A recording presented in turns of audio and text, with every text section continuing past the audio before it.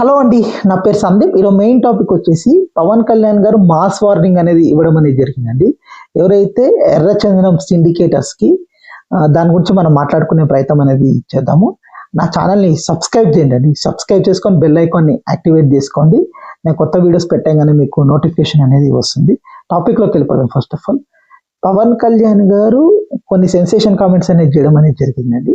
ఎవరైతే ఎర్రచందనం సిండికేట్ వాళ్ళకి, మాఫియాకి బేసికల్గా ఈ ఎర్రచందనం అనేది అమ్మకూడదు అనేది పవన్ కళ్యాణ్ గారు చెప్పడం అనేది జరిగింది.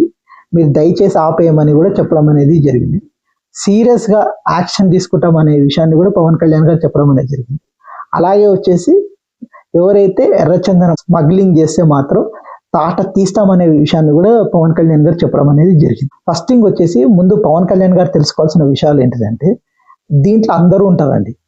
కూటమి నాయకులు ఉంటారు, వైసీపీ ఉంటుంది, అందరూ ఉంటారు. అది మన డైలాగుల వరకే ఉంటే ఎలాంటి యూస్ ఉంటుంది. ఎందుకు అంటే మెయిన్గా ఇప్పుడు కూటమి ప్రభుత్వమే ఉంది.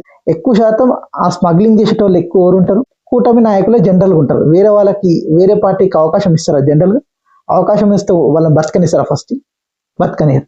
ఇది ఇప్పటి నుంచి జరుగుతుందా? ఎప్పుడో నుంచో జరుగుతుంది. ఏ పార్టీ అధికారం ఉన్నా వాళ్ళు ఆ దందా చేసుకునే కార్యక్రమం ఉంటుంది, లేకపోతే వాళ్ళ కొలాబరేషన్ ఇద్దరు అయ్యే అవకాశం ఉంటుంది తప్ప జనరల్గా దీంట్లో యాక్షన్ తీసుకునే కార్యక్రమం అనేది చాలా తక్కువ ఉంటుంది. ఎందుకంటే మన పొలిటికల్ గవర్నెన్స్లో ఉన్నాం. పొలిటికల్ గవర్నెన్స్లో యాక్షన్ ఏదో తీసుకుంటారు, జనరల్గా తీసుకోవడానికి అవకాశం లేదు. ఫస్ట్ ఆఫ్ ఆల్ మనం అది తెలుసుకోవాల్సిన అవసరం ఉంది. ఎందుకంటే మన మాటల వరకు ఉంటే అది సాధ్యం కాదండి. ఎందుకు అంటే మనం యాక్షన్ తీసుకుంటాం. ఇప్పుడు తెలుగుదేశం పార్టీలో కొంతమంది మీద యాక్షన్ తీసుకుందాం అనుకుంటాం. చంద్రబాబు గారు చెప్తారు, అది ఆపేసే కార్యక్రమం ఉంటుంది. ఇప్పుడు అధికారులు ఎవరు కూడా మీరు చెప్పంగానే చేసే కార్యక్రమం అనేది ఉండదు. ఇప్పుడు ఎగ్జాంపుల్ మన డిఎస్పీ ఉన్నాడు కదా, డిఎస్పీ విషయంలో మీరు చెప్పారు, ఆయనకి ఏది అవార్డు కూడా ఇవ్వడం అనేది జరిగింది. ఆయనకి ఎట్లా అవార్డు ఇచ్చారో నాకు అర్థం కాదు. ఆయన ఇంతకుముందు నిజాయితీ అధికారి అయినా నాకు తెలిసినంత వరకు అయితే. బేసికల్గా ఇప్పుడు ఆయన నిజాయితీ అధికారా కాదు కదా. ఇప్పుడు గ్రౌండ్లో చాలా వరకు ఏంది, బేసికల్గా బెల్ట్ షాప్స్ ఉంటాయి, కల్తీ మద్యం ఉంది, లా అండ్ ఆర్డర్ సిచ్యువేషన్ ఉంది.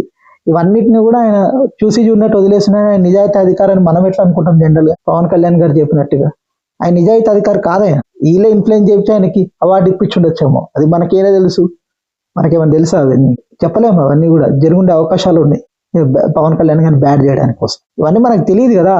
నేనేం చెప్తున్నా అంటే, ఆయన నిజాయితీ అధికారి ఏం కాదు. దానికి ఆయనకు అవార్డు వచ్చినంత మాత్రం ఆయన నిజాయితీ అధికారి. ఆయన ఏమన్నా గ్రౌండ్ ఇన్ని దుర్మార్గాలు చేస్తుంటే ఆయన ఏం మాట్లాడకుండా ఆయన రెండు విధాలుగా జరిగి ఉండొచ్చు.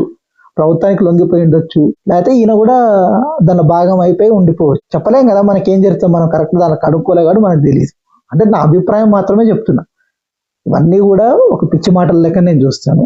అంటే తీవ్రంగా యాక్షన్ తీసుకోవాలంటే ఎక్కడ తీవ్రంగా యాక్షన్ తీసుకున్నారు చెప్పండి? పవన్ కళ్యాణ్ గారి ఏదైతే చెప్పిన మాటకు ఒక విలువ ఉందండి. ఫస్ట్ ఆఫ్ ఆల్ ఒక విషయాన్ని నేను క్లియర్గా చెప్తాను.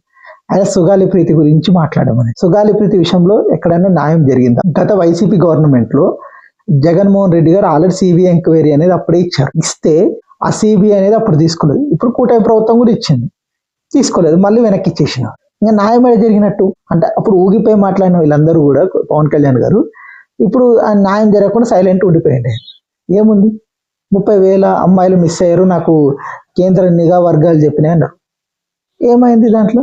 ఏం తేలలే కదా. లడ్డు ఉంది, లడ్డు విషయంలో ఏం తేలింది అసలు? యాక్చువల్ నిజం చెప్పండి, లడ్డు విషయంలో నిజంగా దేవుడు అనేవాడు ఉంటాడండి. వీళ్ళకి శిక్షణ ఇవ్వాలి కంపల్సరీ. ఎందుకంటే ఏమి జరగని దాన్ని అనవసరంగా రాద్ధాంతం చేసి ఈయన ఒక సనాతన ధర్మము అదేదో పిచ్చి మాటలు చెప్పి ఒక ఏమి జరగని దాన్ని పెద్ద పెద్ద హైలైట్ చేయడం అనేది జరిగింది. దాంట్లో ఏమన్నా ప్రూవ్ అయిందా?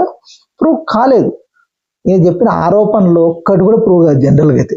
ఎందుకంటే చాలా వేక్ స్టేట్మెంట్ చేయడం అనేది జరిగింది. అసలు పవన్ కళ్యాణ్ గారికి రాజకీయాలు అంటే ఏందో తెలియదు. ఫస్ట్ థింగ్, ఆయన ఏదో ఎవరో చెప్తే ఏదో మాట్లాడిన విషయాలు అంతే ఇంతకుముందు. ఇప్పుడేమో మనకు తెలియదు. ఇప్పుడు కొంచెం నేర్చుకున్న రాజకీయం అంటే ఏందో నేర్చుకుంటున్నారు మెల్లమెల్ల. ఇవన్నీ కూడా ఫస్ట్ థింగ్ వచ్చేసి కూటమి కరెక్ట్ గాడిలో ఉన్నప్పుడే న్యాయం జరుగుద్ది. ఇప్పుడు ఎర్రచందనం ఉంది, రేపు స్మగ్లింగ్ జరిగింది, సరే ఇట్లనే వచ్చి నీకు తెలిసింది, వాళ్ళు ఏంటంటే డైరెక్ట్ చంద్రబాబు గారు ఫోన్ చేస్తారు. ఫోన్ చేసి ఏమంటారు, సార్ మేము ఇంత ఖర్చు పెట్టుకోవాల్సి వస్తుంది ఎన్నికలకి, మరి మీకు పెట్టాలా వద్దా, పార్టీ డబ్బులు ఇవ్వాలా వద్దా అంటారు జనరల్. అప్పుడు నువ్వేమంటావు? ఏం మాట్లాడు, సైలెంట్గా ఉంటావు, అంతకుమించి ఏం జరగదు. ఇవన్నీ కూడా ఒక పిచ్చి డైలాగులండి. ఎందుకంటే పవన్ కళ్యాణ్ గారు తాట తీస్తా ఇవన్నీ తీస్తా అవి తీస్తా ఇవి తీస్తా అనడమే అయిపోయింది. కానీ ఆయన ఎక్కడన్నా కానీ యాక్షన్ ఉందా క్వశ్చన్ అడుగుతాను. యాక్షన్ లేదు కదా. యాక్షన్ ఇప్పుడు ఏమన్నా అంటేనేమో నేను మాట్లాడొద్దు, హోమ్ మినిస్టర్ వాళ్ళు మాట్లాడేది ఉంటుంది అనే విషయాన్ని ఆయన చెప్తుంటారు. ఇంకా ఆయనకి ఏది అధికారం ఉంది చెప్పండి? ఫస్ట్ ఆయన మాటలు అంత సీరియస్గా తీసుకోవద్దు మనం. ఫస్ట్ ఆఫ్ ఆల్ ఆయనకు పవర్ ఉంటే ఆయన నిజంగా చేసి చూపిస్తే మాత్రం ఇష్ట అప్రిషియేట్. అది జరిగే అవకాశం అయితే ఉండదు. బట్ నేను చెప్తున్నా జనరల్గా ఒక సినారియోస్ చెప్తున్నా తప్ప జనరల్గా నాకేం కోపం ఉండదు, ఏం ఉండదు. జనరల్గా పవన్ కళ్యాణ్ గారి మీద నాకెందుకు కోపం ఉంటుంది చెప్తున్నా. ఎందుకు అంటే మళ్ళీ అనుకుంటారు కొంతమంది, ఏమంటారు, కక్షతో చెప్తున్నా. నిజంగా ఇది జరిగే అవకాశం ఉంటుంది. ప్రాక్టికల్గా ఆలోచించండి ఎవరన్నా కానీ. ఇప్పుడు కొంతమంది అనుకోవచ్చు నేను చెప్పింది ఆయన చెప్పింది కాబట్టి ఇంకా కొంతమంది ఉంటారు మీడియాలో వచ్చి పెద్ద పెద్ద ఎలివేషన్స్ ఇస్తారు, ఆయన చెప్పిండంటే ఇక సీరియస్ అని.